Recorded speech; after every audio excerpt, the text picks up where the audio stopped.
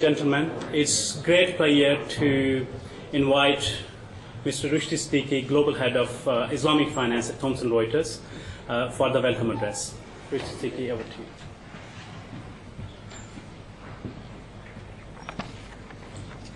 Bismillahirrahmanirrahim. Assalamu alaikum, and a very good morning to you all.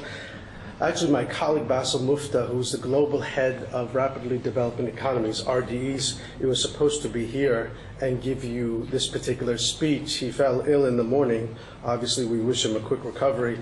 But he is the head of global development for rapidly developing economies. And it's an interesting area that Thomson Reuters has made a commitment to.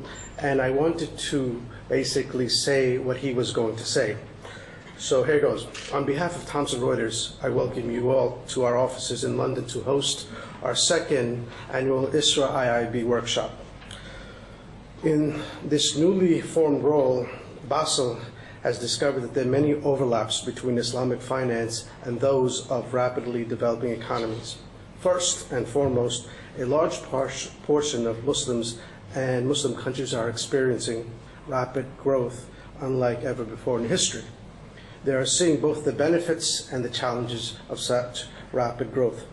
Right across the Islamic countries, phenomenal development of the economies on the back of commodities and energy resources and real estate development and domestic consumption.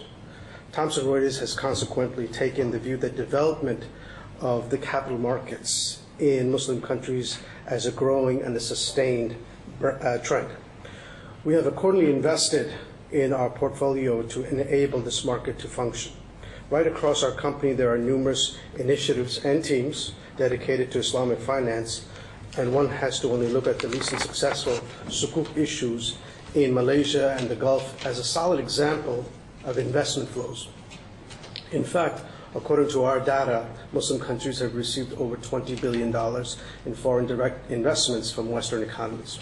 However, there are some who want to highlight the decoupling of developing economies from the troubles of Europe and the rest of the West, which I, as Basil, see as troubling and misleading. The effects of globalization, ever more so in the financial markets, are being felt everywhere and should not be neglected. Islamic finance will not be successful in isolation, but rather only with institutionalization of the contracts, process, and ultimately markets. 3 issues.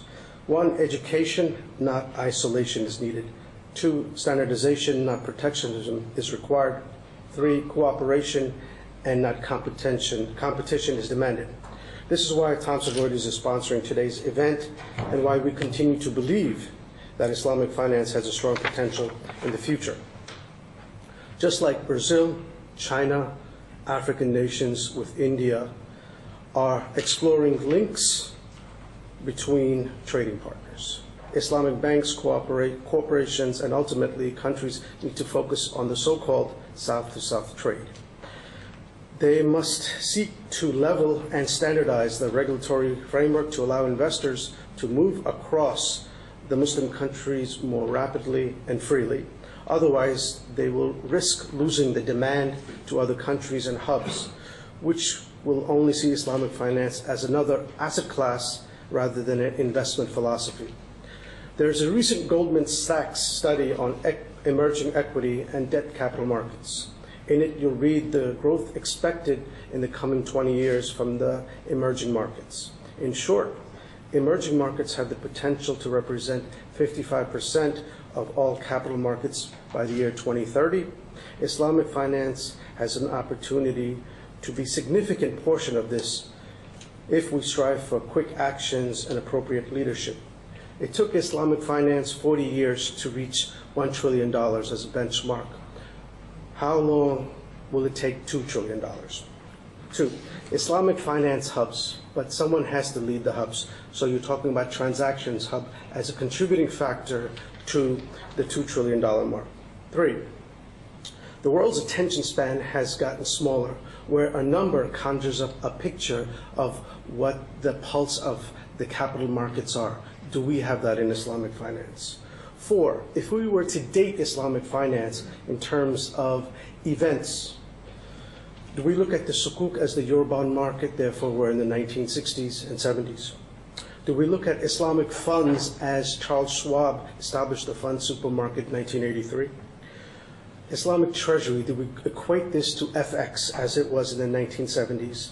Islamic interbank market, are we on the cusp of a pricing benchmark, therefore close to where the Islamic equity benchmarks were in 1999? These are some of the issues that we'll raise and discuss today. In conclusion, please enjoy the day, and I hope you'll find the sessions during the course of the day exciting and informative.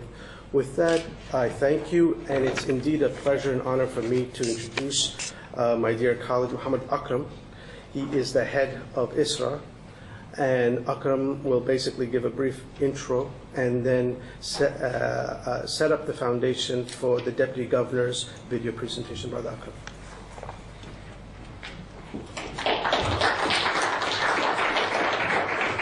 Thank you very much, Brother Rusdi. Bismillah ar-Rahman ar-Rahim. Wassalatu wassalamu ala Rasulillah wa ala alihi wa sahbihi ajma'in.